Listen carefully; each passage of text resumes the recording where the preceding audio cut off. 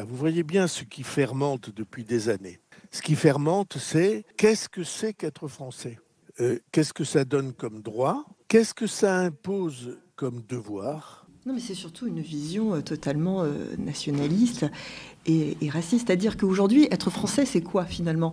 Eh bien, dans l'idéal, dans ce qu'on comprend, ça serait pour Bayrou, et pour les racistes d'une manière générale, être blanc, parler français, etc.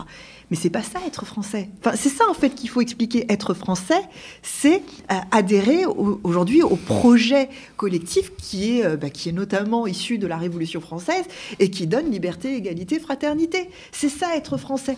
Est-ce que c'est avoir la peau de couleur blanche? Non. On voit bien que en Guadeloupe, en Guyane et ailleurs, et puis même en France d'ailleurs, métropolitaine, non, ce n'est pas une couleur de peau. Ce n'est pas non plus la langue.